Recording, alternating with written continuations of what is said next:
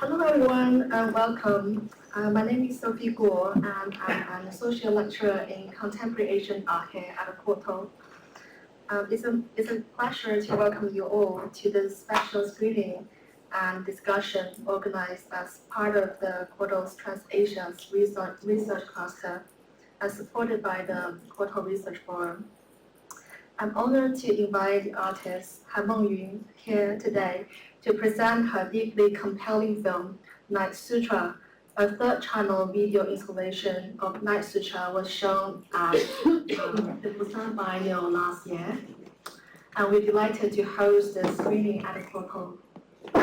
Emulating the structure of Buddhist sutras, the film poetically and provocatively interweaves oral testimonies from Khmer Rouge survivors, Cambodian classical dance, Buddhist verses, and Mengyun's own performances, while the distinct voices of women take center stage.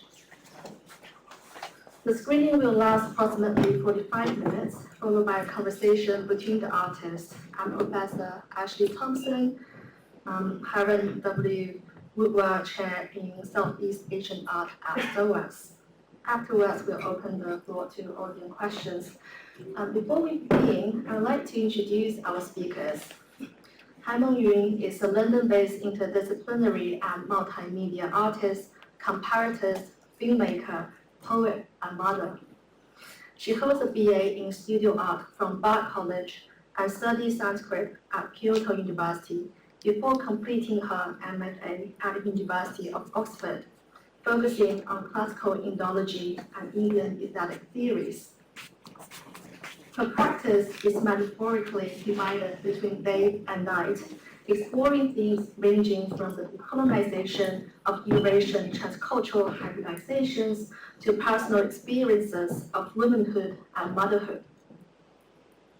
Her work has been exhibited internationally, including at the Busan Biennale in South Korea, Zhi Art Museum in China. I believe that she has an exhibition going on there. Also UCCA Edge in Shanghai, Youth Museum in Shanghai as well, and the Raya Biennale in Saudi Arabia, and Today Art Museum in Beijing, among others. Her work has been widely covered by Art Review, the art newspaper, Art Asia Pacific, and Art Forum. You'll be able to read about her work on this platform. Professor Ashley Thompson is a leading scholar of Southeast Asian art histories with a particular focus on Cambodia. Her research, informed by deconstruction and psychoanalysis, explores questions of memory, political and cultural transition, sexual difference, and subjectivity through decolonizing critical perspectives. Her work engages with Hindu and Buddhist sculpture, cult and ritual practices, texts, and various forms of fine and performing arts. She is the author of several books, including Engendering the Buddhist State, Territory, Sovereignty, and Sexual Difference in the Inventions of Angkor, Calling the Souls, a Khmer ritual text, Dance in Cambodia, and Angkor, a manual for the past, present, and future. So without further ado, I will now hand over to Mengyun, who will introduce Night Sutra and discuss her practice before we begin the screening.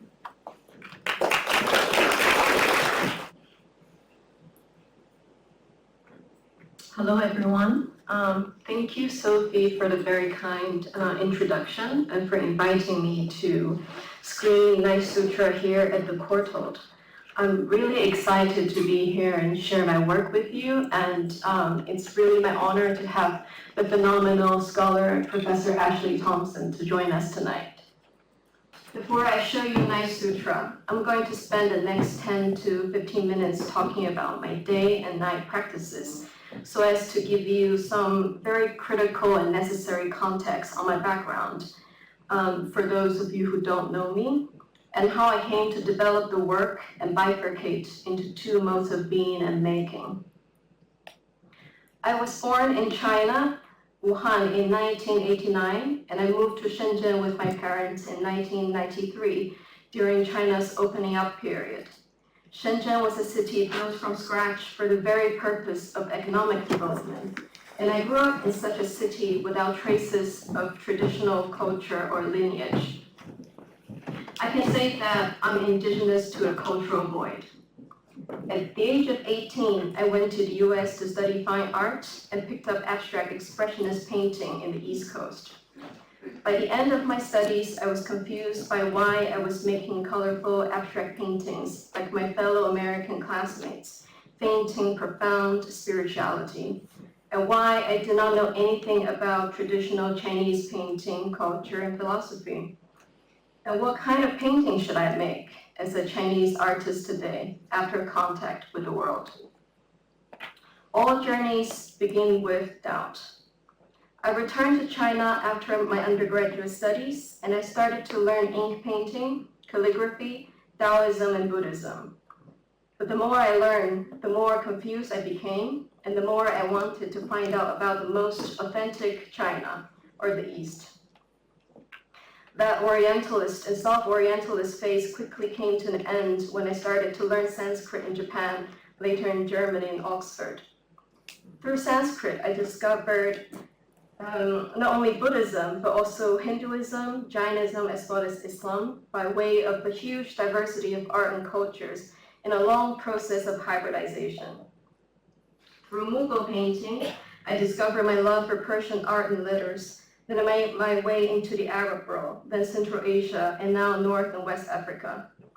All these years of learning ancient languages, alternative modes of thinking and making image, practicing with different brushes and materiality and craft, led to my day practice.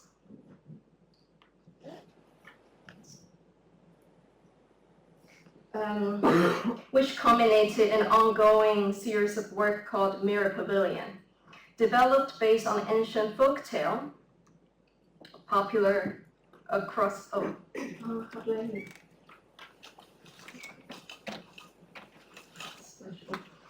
developed based on the ancient folktale popular across ancient Iran, Central Asia, present-day Pakistan, and perhaps beyond. It's one of those Alexander romances that exploits Alexander the Great for the sake of storytelling, and that is miniature painting depicting the story.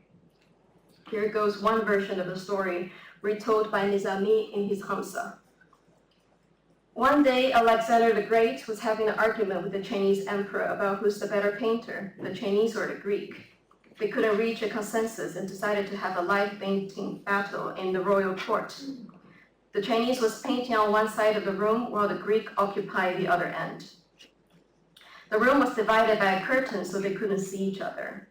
Once both finished, they unveiled the curtain and everyone was shocked to discover two identical paintings. We don't know what the Greek has painted, but the work is described as something beautiful, vivid, and lifelike. When they turned to the Chinese painting, they realized that the Chinese did not paint, they simply polished the mirror, which reflects the painting across the room. After 100 years, Rumi retold the same story, but reversed the role of the Chinese and Greek painter. In his version, it was the Chinese that made the painting and the Greek that polished the mirror. One can interpret the story in its variations in endless ways, and I'm not going into details here. The story is not trying to tell you about what Chinese art is or what Greek art is. But the essence of the story that compelled me to turn it into a work of art is the cultural hybridity that the story reflects.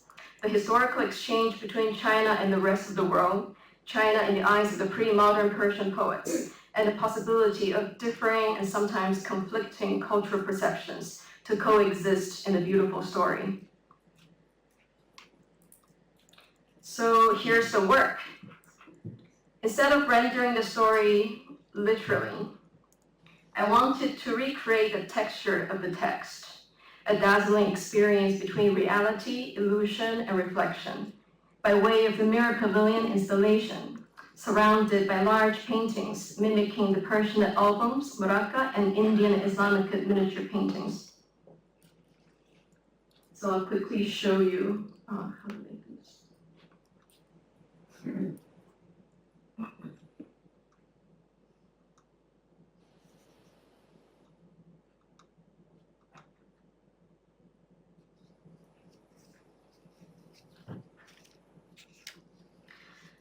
that was the day where I explored various big canonical traditions of painting, finding out ways to hybridize and harmonize them on a canvas that is the page, in hope of making sense of my own hybridity, if not fragmentation.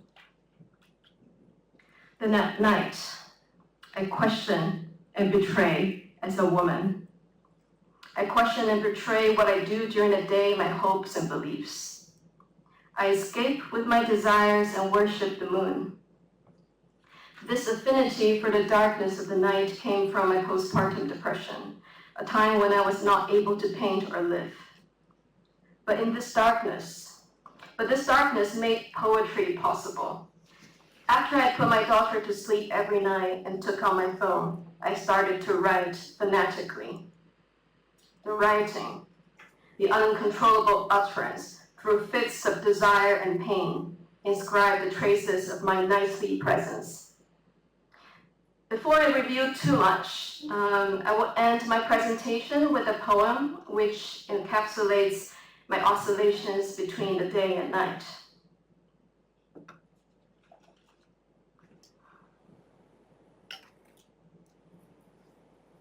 The pendulum. Every night is a journey towards tranquility through an ocean of blazing rage. This is how a woman burns, like a mountain, restless, merciless. The burning is both a destruction and a reincarnation. When the day breaks, the pulse sinks into the abyss. The night was a refuge of hysteria. When the day breaks, sanity returns. The night was an abode of animality. When the day breaks, the circus closes its gate. The beast returns to its cage. Sleep until the gate opens again. The wakefulness awaits the night again. Thank you, and welcome to the Circus of the Night. Thank you. Okay, yeah, thank you, Mengyun, for presenting this incredibly emotionally charged and poetic and provocative film. I would like to invite Professor Ashley Thompson and Mengyun to the stage.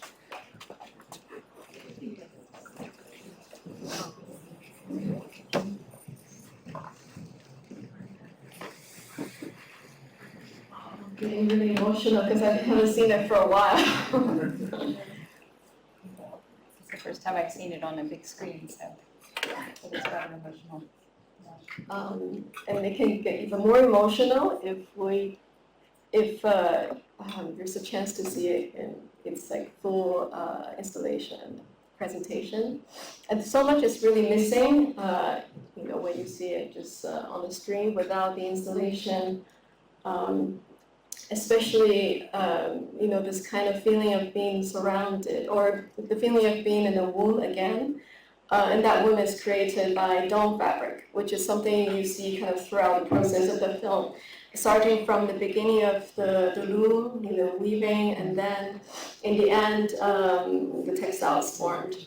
And this stone textile has been an incredibly important material that I just start by myself. No, okay. Go.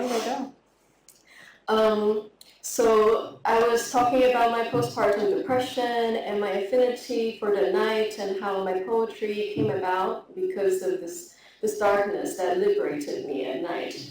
So I've been kind of doing work, part of this night practice, concerning stories of womanhood and motherhood. And in recent years, I came across this incredible cloth called bright cloth, Liangbu, by the Dong Chinese people, who are mostly living in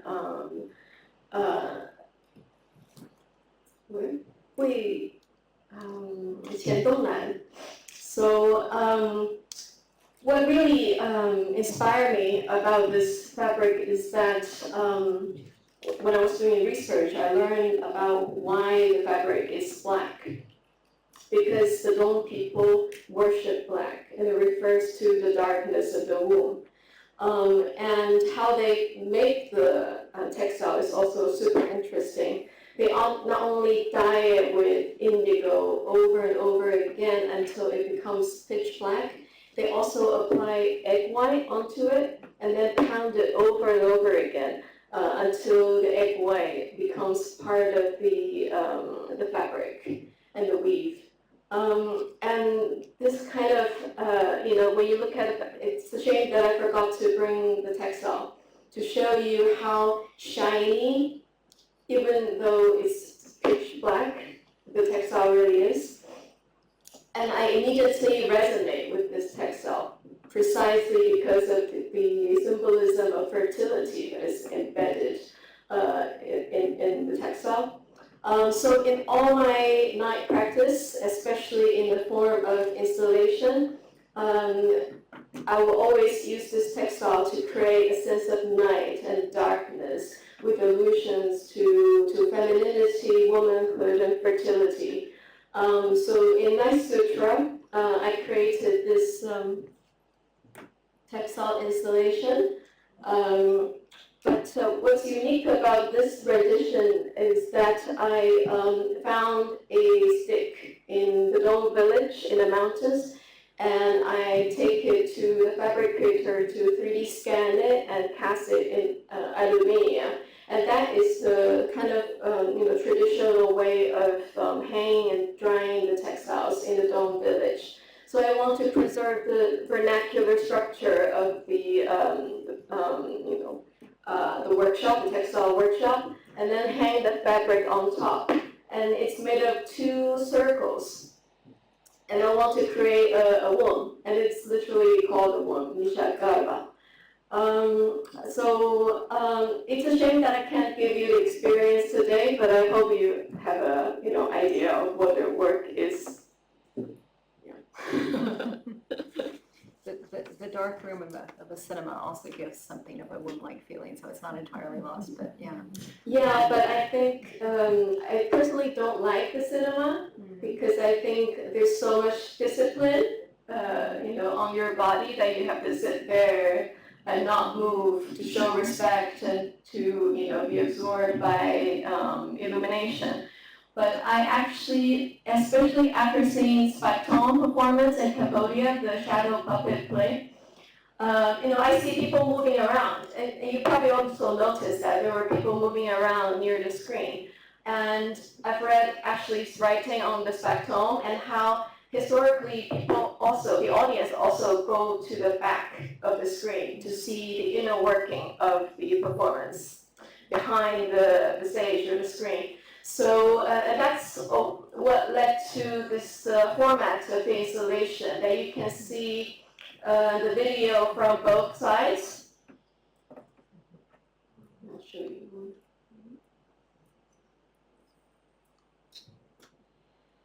And it's designed to look like a accordion fold, mimicking the kind of Thai like Buddhist manuscript.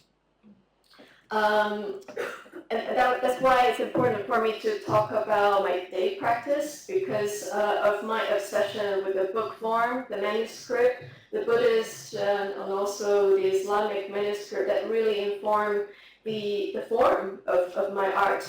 And similarly, in Night Sutra, I want to pay tribute to the Buddhist manuscript format, but at the same time kind of betraying it, because during the day, the heaven, the Borgesian heaven for me is the library that contains all the books in the past, present, future.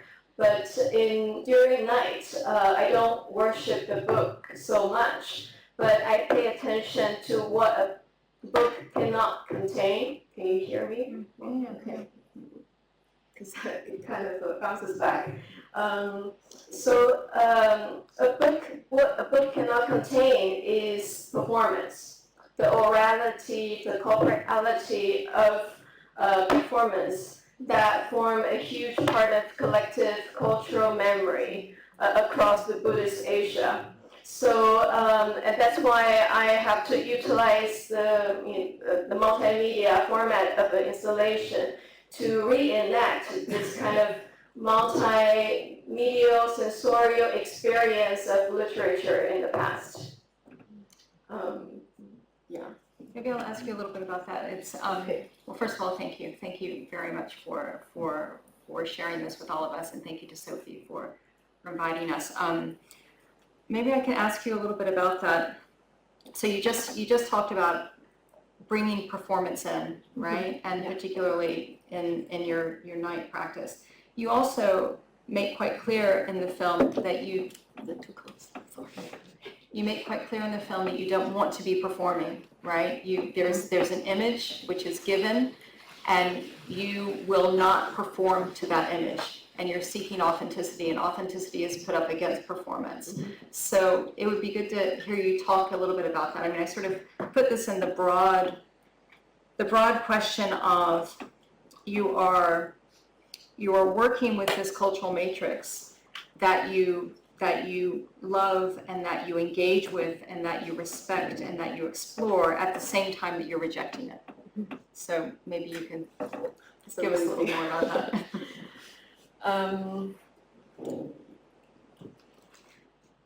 It's hard to I mean, that's kind of the core of my struggle as a woman speaking with and working with tradition. I have this deep commitment and love for tradition, but over the years, as I learn more about any tradition that I want to engage with, I realize that at the end I just encounter this absence and void. In the absence of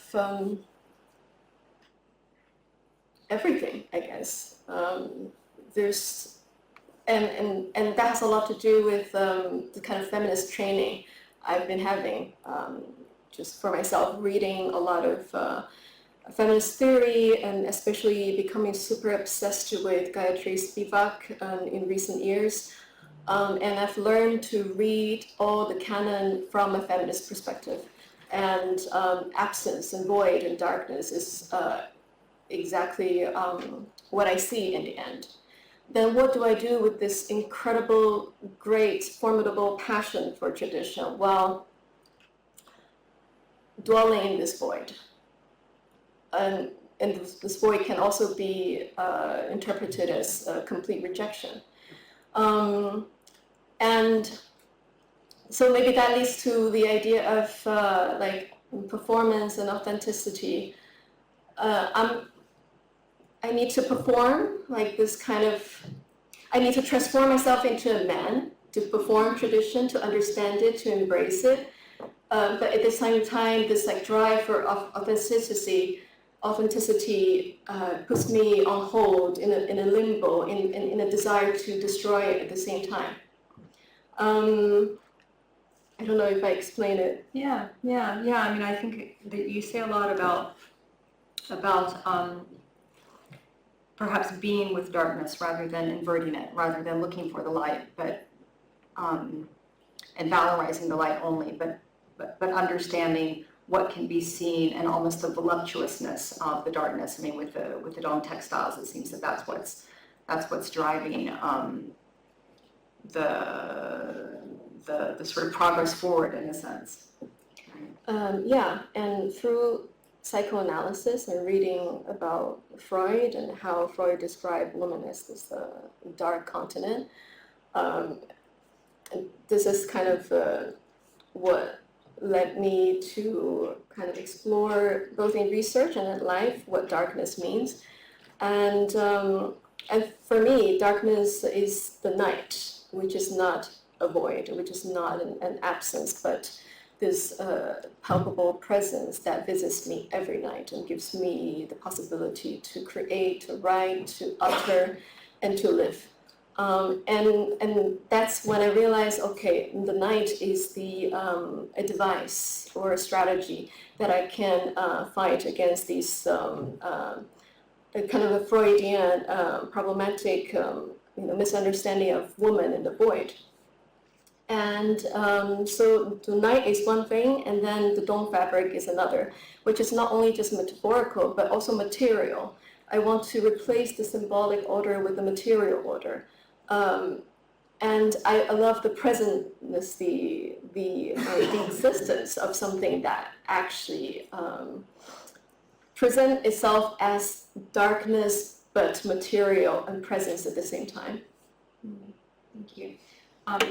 Maybe you could say something about the term Night Sutra as well, the title, and the sort of what you're working with there in terms of the Sanskrit. I don't know if that's a way into some questions as well. Sure. Yeah. So the Sanskrit name of Night Sutra is Sharavari Sutra, and Sharavari in Sanskrit means both night and woman. And there's a lot of deities associated with the night in Hinduism. So I was really inspired by that, and I wanted to make use of this kind of, double meaning of this word to make that kind of association manifest between the night and woman. And it is a sutra, a Buddhist sutra, but actually a fake Buddhist sutra. I called it a sutra, but there's no such thing as the Sharavari Sutra in history. So I'm playing with words and tricking you into believing that it is a Buddhist sutra. And the film begins with an actual Buddhist sutra, and then slowly it's just, also sutra in Sanskrit means thread, or the act of threading or connecting different things together. So I want to go back to the etymological origin of the meaning of this the word. And then slowly actually undoing it in the process of making a fake sutra. And I really like the idea of threading and connection. So I'm not trying to inculcate or educate as a Buddhist scholar, but I'm trying to experiment on the possibility of connecting things, people, ideas together. And that is the intention of using this word and title. Yeah, I think you're also, if I can,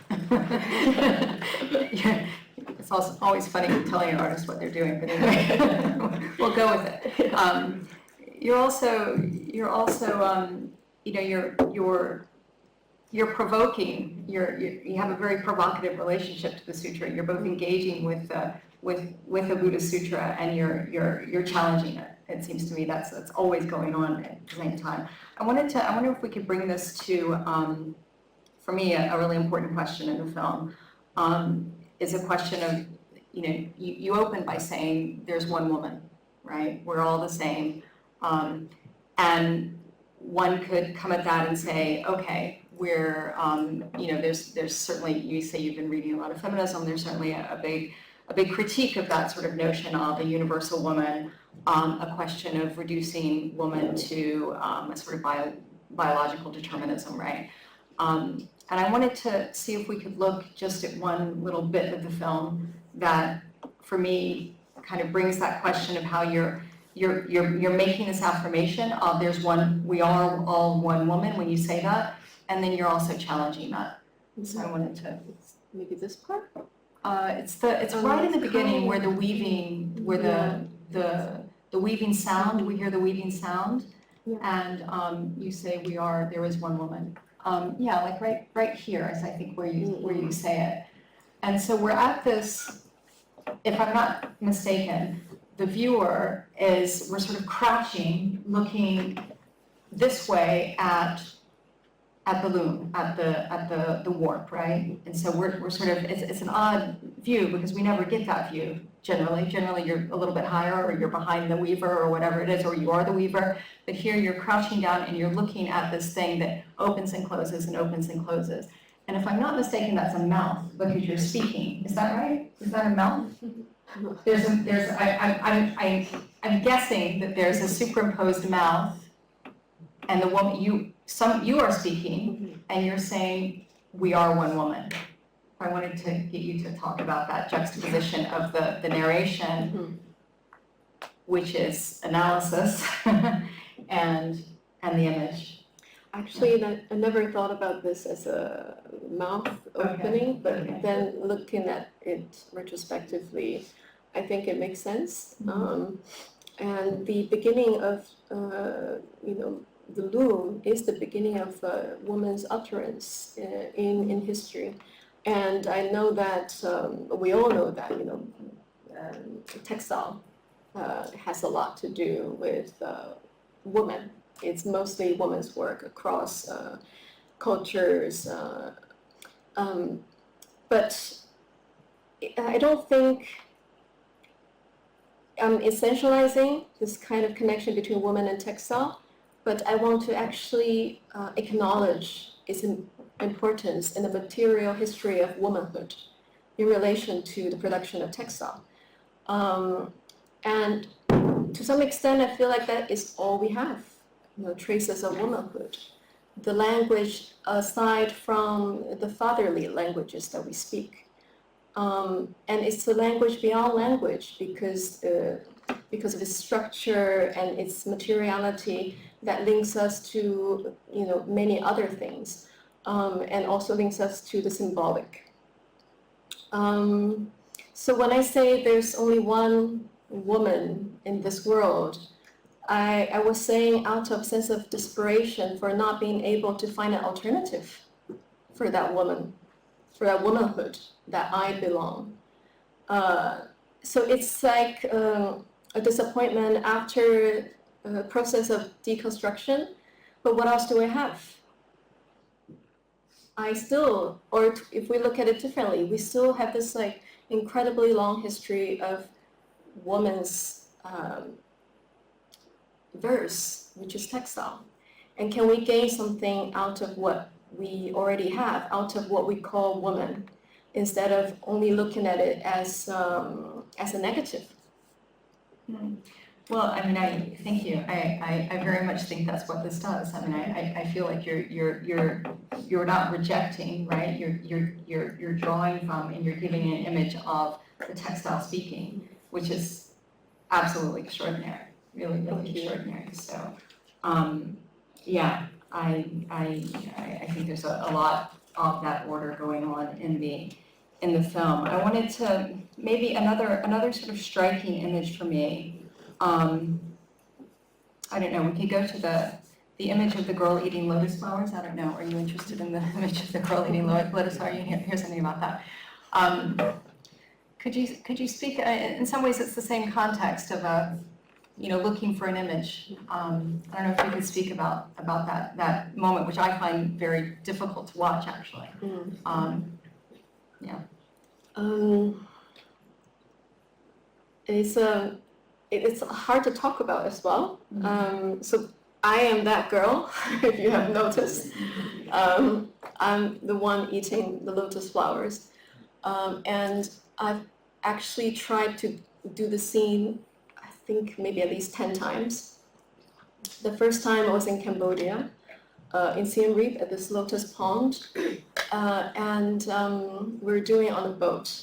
And it was difficult because the lotus flower actually tastes like printing paper. It's really hard to chew and you can't really like swallow it. So every attempt ends up in vomiting. But what's really incredible about doing the performance, especially the first 2 days, was this encounter with this Cambodian woman who work and live on the boat in the lotus pond, because that's how she survives, like taking the tourists on the boat and pick these lotus flowers and make these hats out of lotus flowers and leaves for them. She did that for me as well. And she was totally shocked when I was really just eating the lotus flower in front of her. That was definitely the first for her in her life. But then she was the most dedicated audience at that time at the show, while all the other guys were kind of confused. And then the footage turned out to be a disaster. So I had to do it again the next day, and I went back to the boat, and the woman was like picking flowers for me again, and she's like kind of just watching really closely at what I was doing. And then she really took great care of me, and picking the best flowers, cleaning it, and then when I'm done, she gave me the water and to help me clean and all that. And that was a really, really moving experience. And at that point, I felt that I can't say we understood each other, but I felt there was a deep sense of connection between us when I was eating the lotus flowers for her. It felt like I was doing it for her, chugging and destroying the lotus flowers that gave her livelihood, at the same time imprison her. That was, maybe it was completely my projection, but it's something that really stayed with me after the trip and filming in Cambodia. And I continue to do it because it's really, really difficult to deliver what I really wanted to express through this performance. And I think part of the difficulty of doing it is that I want to create both the sense of violence and seduction in the process of eating the flower. And I want to evoke Lacan a little bit here. Anything related to the mouth, the mouth is a portal of desire, reality, and the symbolic, and it's completely saturated with sexuality and desire. And I think this act of eating the lotus flower comes with both my love for Buddhism, my desire for purity, for the Godhead of the Buddha, but at the same time my deep hatred and disappointment in this religion and in its exclusion of womanhood. So that was what I was trying to arrive at. And maybe, I think the difficulty of that is that combination, the weird combination of desire and violence at the same time. Since you mentioned psychoanalysis, I wonder if you could speak a little bit about what seems to me to be something you're celebrating here and enabling is the liberating act of speaking, the liberating power of speaking. So you're both the person under analysis, speaking and working through these questions, and you're the person who is enabling, and thinking in particular the older Cambodian woman, you're enabling her to speak as her reflection initially, as I suppose the camera and the recorder, and it seems as if there's something that you're doing that's around the art of listening, or the art of making heard as well. I don't know if that's something you could speak about. Definitely, and especially with Night Sutra, the act of threading, sutraing or suturing, is precisely for the purpose of making other women heard as well, not just myself, because I'm able to speak for myself in my work, but the more I mature as a woman, the more I realize this entanglement of womanhood and this one-womanness that oppresses, but at the same time connects all of us, the socialized and constructed woman. And I feel compelled and this strong sense of responsibility to listen to other women, their stories, and find ways to make them emerge from darkness, or to make people see darkness in the night as she is, without decoration, without projection, if possible.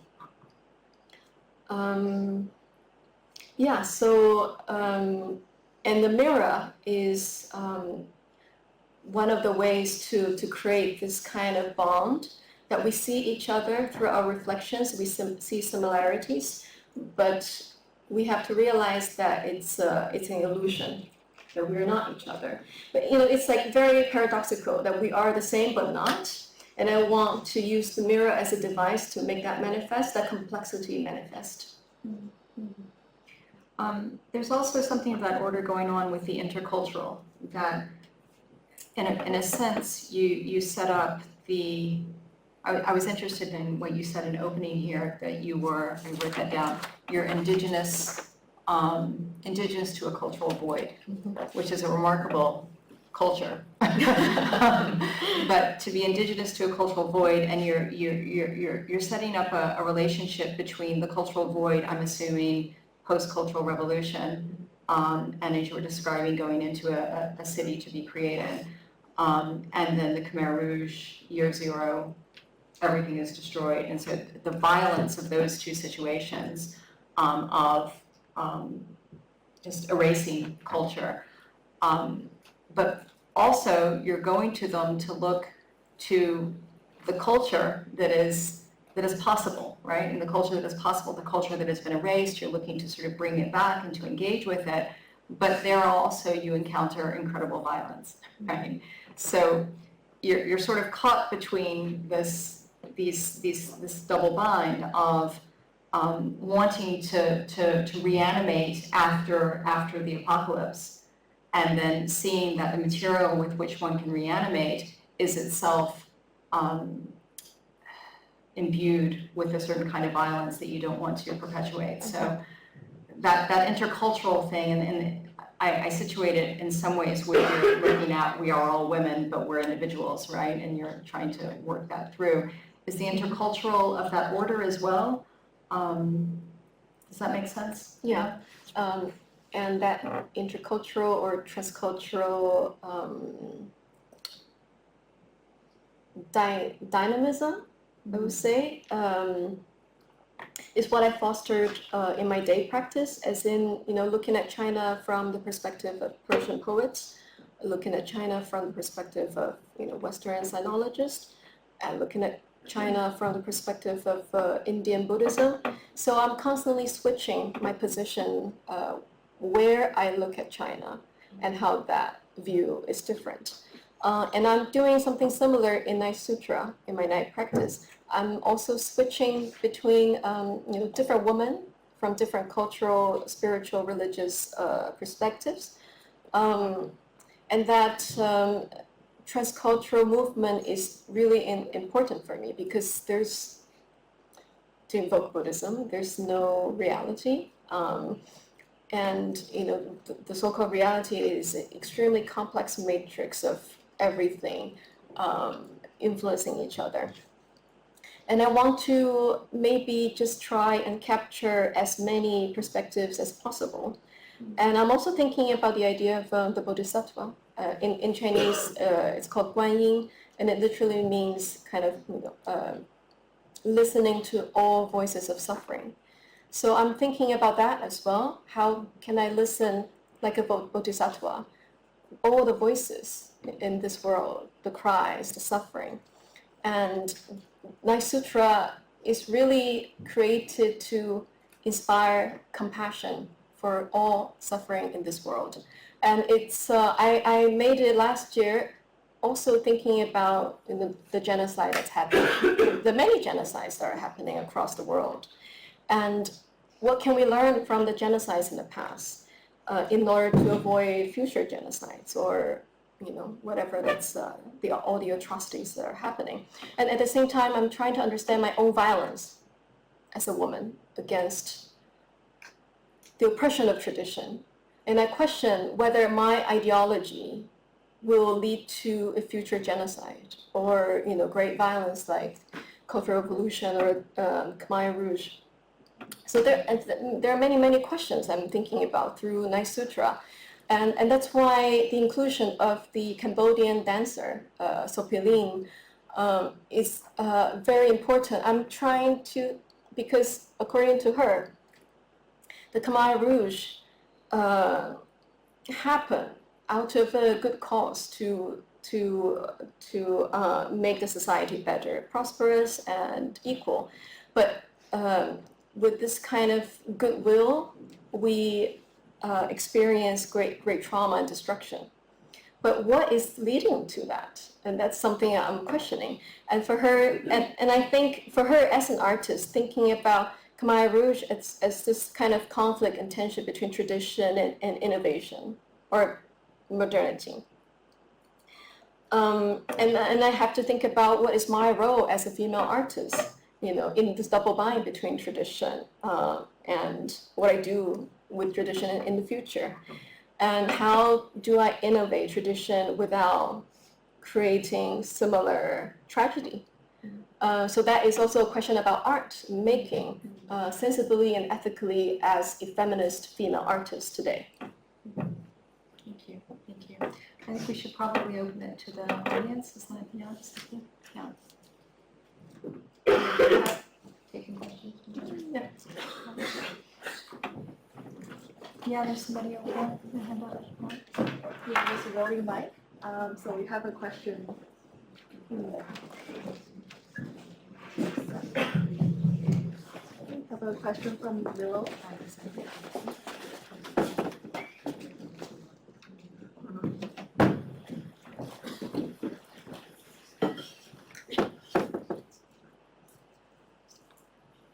Thank you for showing us someone talking about things. This is more like a personal feeling. It's maybe a personal question. It's what you said in your film is that you don't want to turn into your mother and like try to escape from those events. So you don't really get to be about child rights and fact that the eggs, your mother made all of your eggs and your daughter was made by your mother. I find it very, I don't know how you feel about that or how you feel within that. Like the relationship between like children and mother? Yeah, and how like your daughter was genetically created by your mother, and how like, does that make sense?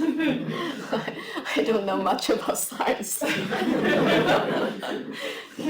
I did read something interesting, like scientifically. I'm not responsible for its, like correctness.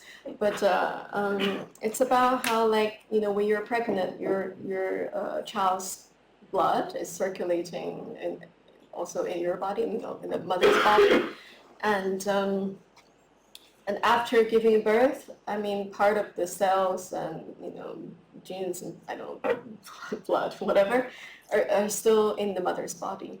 So in a way, after becoming mother, you also become the child, partially. And I do feel that as a body of a mother, this unexplainable connection to my child, that I'm also her, and obviously she possessed so much of me as she go about in her life. And yeah, going back to essentialism, like bioessentialism, and this is something I have no answer for. Like, of course I know that woman is a construct, but I also deeply feel so authentically as a woman, as a womb, along with all the tortures the womb has experienced, also in the film, the cuts, the sewing, the stretch, and the pain of being woman monthly, and bleeding, the cycles, and all of that. But how can I deny that? Well, rationally speaking, yeah, I know it's a construct, and then I come to a dead end. Well, you come to a dead end, and you don't. You really flip that around when you say woman is image, right? And we're given an image, and we have to perform that, right? Yeah. And then you say you want to create your own image, and that's, you're succeeding in my view in navigating the construction, the imposition, the construction, the image which precedes representation, right? So you're not saying there's a woman and then there's an image of woman. You're saying there's an image of woman and then there's woman, right? So you're inverting that and you're finding another image, and that seems to me to be like this one. Seems to me to be really important.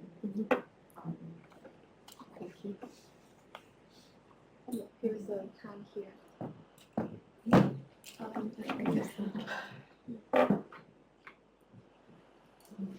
Thank you to Sophie for bringing Han Mengyun and Ashley Thompson to the cultural for screening the Night Sutra. I'm just struck by the piece, not only as a woman, as a mother, but also as someone who has to navigate these spaces, these restricted spaces, as those who engage with Buddhism and Buddhist studies. And I'm curious to know how your cast of characters have engaged with these very specific traditions, specific stories that we see, that you then place in dialogue with these sort of pan-Asian narratives. I'm really struck by how you place Islam working in dialogue with that. So I'm just curious to know how those who are present in the film have responded. I'd like to know more about the Lotus woman in that context as well, how she's responding. Yeah. Like all the different women responding to me. Yeah, That's interesting. more about like when you screened it. How have the people in this film had a chance to see it? I've sent them links, but not to the woman working on the Lotus farm. But this is something I want to do this year because it's the 50th year commemoration of the Khmer Rouge. So hopefully I can screen it in Cambodia this year. And I've sent the link to, say, the dancers and also the other genocide survivor. I actually don't know what they think. They haven't really replied. We'll see. But I can tell you what women think in Korea, in South Korea, when I was showing the work in its full presentation installation last year in the Busan Biennale. It was very, very surprising that so many people responded to the work in a very, very deep way. And I received a lot of messages and emails from Korean women about the work and how deeply they resonate with it. I never thought about it and how this work can be received by other women. Although it is my hope that they will, they can understand it or think about their relationship to this religious tradition that they're so deeply embedded in historically. And I was especially happy to do it in Busan because it also has a great Buddhist history. In a way, it's also my provocation as a contemporary female artist to do it there in a biennial that's kind of promoting Buddhism as an alternative to modernity. But I'm proposing otherwise.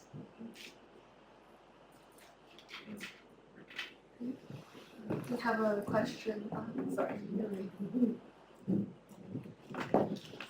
Thank you, Moni. Thank you, Dr. Thompson, for the second foreign talk. And my question is about Moni's practice that is composed of the day and night practice. And I'm very interested in learning about it. What do you think about if there's a day in the night and night in the day? Because during your film, I see this interplay between the night or the moment that happened in the night and you eating the lotus flower under the sunlight, like in the daytime where everything seems like very exposed and very exposed, but in a very fragile and brave way. And so I'm also like thinking about the image of the flame behind that screen, and it feels like it kind of lit up the night and becomes a light in the darkness itself. So, and also about your day practice that centers on transculturalism and the image of one culture being assimilated or being transformed into another culture, where maybe the narratives of women in this sense might be not very like voiced in the mainstream culture, whereas in the night practice, we kind of speak about the emotional and psychological. So I'm just wondering, like, if you see day and night kind of merge together eventually, for women.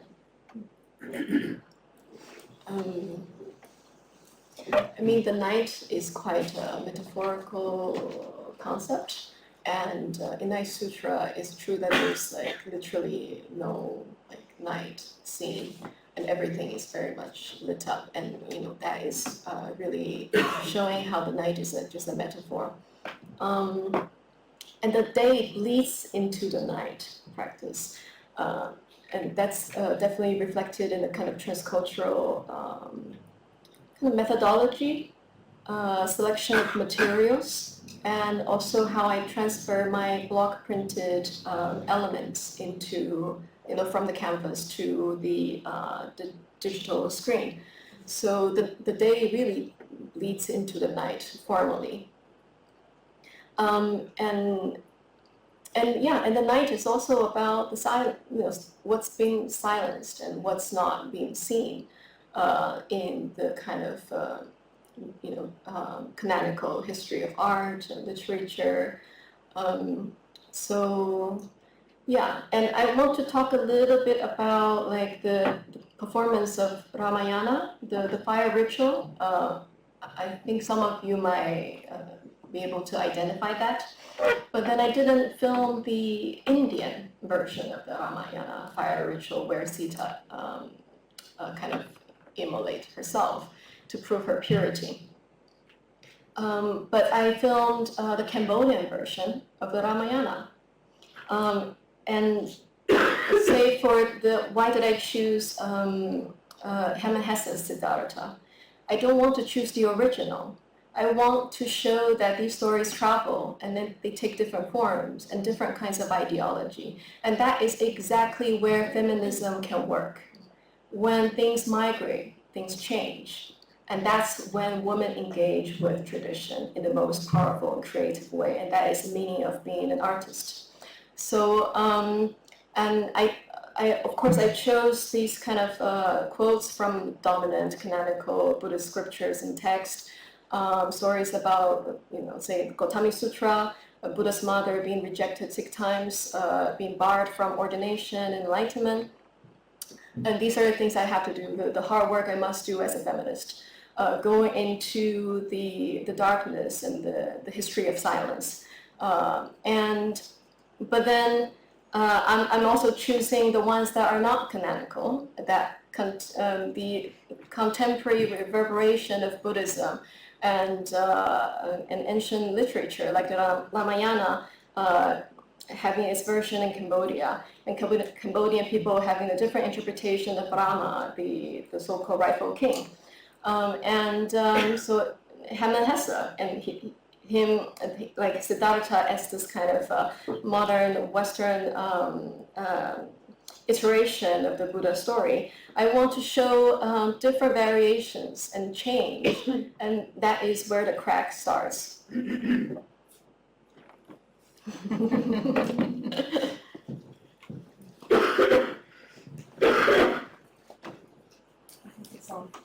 Thank you, Mommy and Ashley, for the conversation. My question is about the installation. Only when you show us the installation views, I came to realize the screens, they are not on one surface, they are sort of folded. They kind of look like a paper screen, a multi-paper screen uniform. And so I was just wondering what you can say a bit more about the design and whether in the museum settings, audience are encouraged to look at the screens from both sides, just like a shadow puppet. Yeah, sure. So it's designed, it's conceived as a 3-channel film and to be viewed from both sides, but you're not able to view the third screen from one side. You can only view the third one as you move, as you walk around, and that is intentionally designed in order to get people to move, to go to the other side, to see a different story, but connected by the middle screen. So it's kind of, I'm playing with like the idea of the open text of literature, how you don't read in the same way, that, the kind of Barthesian idea of the open text, and which inspires writing instead of reading passively. And also, formally, I'm also invoking the manuscript, the accordion fold. And I like the idea of blocking the view, making the blockage manifest. And I was also thinking about the kind of Chinese garden, the device of blocking. Like when you block, you create a new landscape. So I'm thinking about movement, blockage, creating new imagery by way of negating space. At the same time, I'm thinking about performativity and orality, and I was thinking so much about the transformation text called Bianwen, which is a kind of a vernacular text that emerged around the Tang Dynasty in China. And it's a written text based on oral performances of Buddhist stories in the past. And it's a prosometric kind of genre, meaning that it's a combination of verse and prose. And so the whole kind of alternation between speech, talking, and then songs is actually paying tribute to that kind of orality and performance of Buddhist literature. And they're all performed by lay people, not really by Buddhist monks. So in a way, I'm also thinking about, the kind of the kind of performance and interpretation by people who are not part of the Sangha.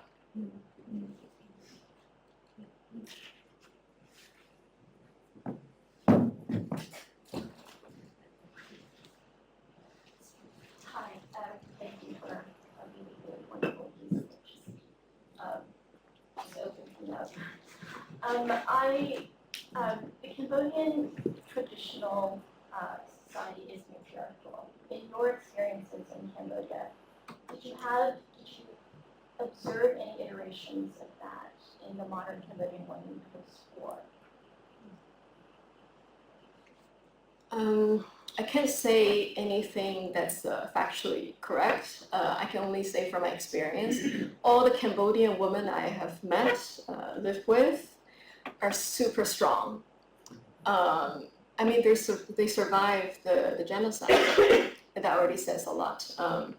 And then they also recreated their life after the tragedy in a different country.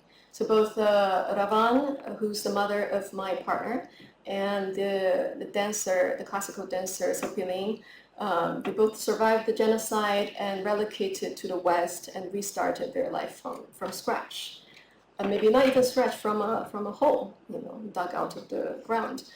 And I completely admire that. And then when I was in Cambodia filming these women, these dancers, even young dancers, they're so resilient.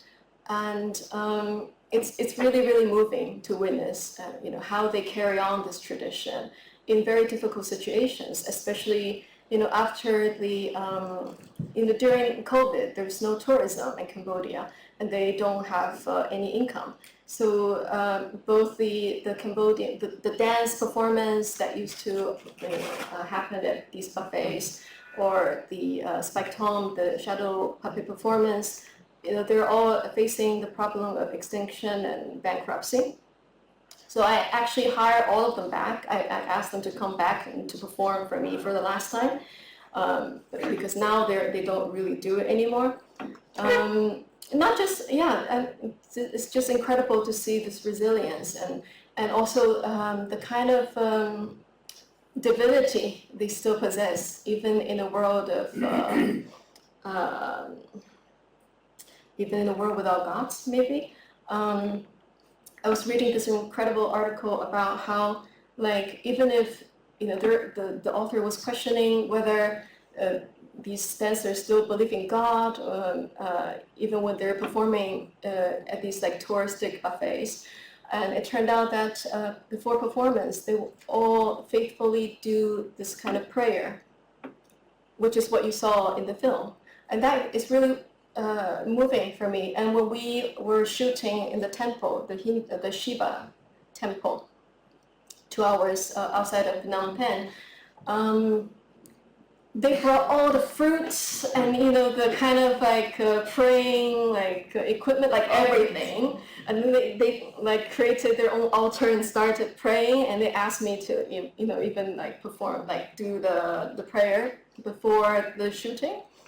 And I think that is what really moved me. They're still trying to maintain this connection to their ancestors and divinity and God through dance, despite whatever that has changed in this world, whatever damage that has done to this tradition. We have a question from. Thank you very much. I think it's very brave. Thank you very much. It's a very brave and moving film. Thank you. Thank you. Obviously, as a woman, you experience life as a woman and as a mother. A sub-question might be to think about, but it's not really what I want to ask you, is what would have happened if you'd had a son? But we'll leave that one. I'll just leave that with you. You experience life as a woman and with a tradition, and that's to be totally respected. But of course, in a way, you are more than that, because you are, in a sense, your own, to be very materialistic about it, your own energy form, your own spirit. Do you ever consider that? I don't know how to answer the first question. No, I don't know. That's why I didn't pursue it. You don't plan to have one. You couldn't answer it. The second question, definitely, I'm more than a woman. I'm a person in a woman's body. Yes. But I think what's really important about the selection of all the women in this film is that I want to give a culture perspective to gender. Mm-hmm. When Freud and Lacan were talking, or even the French feminists were talking about women, they were generalizing all women as one woman without, the difference of culture. Even if I'm talking about, the one woman in the film, all I brought in the film are women from all over the world, different parts of the world, connected via Buddhism. And I want to name the father, the Buddha. The father also has name, many names, different names, and they're complicit in the oppression of women across Buddhist Asia and, globally today. So I'm not just a woman, I'm a woman with a cultural background. But I'm even more complex because I'm a woman from China, also as a opening up policy kid, without access to culture and tradition. Then receiving all my education in the West, and now also having a phase of rejecting the West and embracing the many parts of the East. So I'm a complicated woman with a really complicated matrix of culture and difficult relationships. And I want to make that manifest in the film as well. It's not an easy embrace or rejection. There's also desire and seduction. At the same time, a desire to destroy. Yes, thank you. Thank you. Okay, so thank you very much to Mengyun and Ashley for that engaging and thought-provoking conversation. And thank you to Mengyun for this genuine response to the questions. Okay, so there's a drink reception in the research forum room, so let's make our way there and continue our conversation. Okay.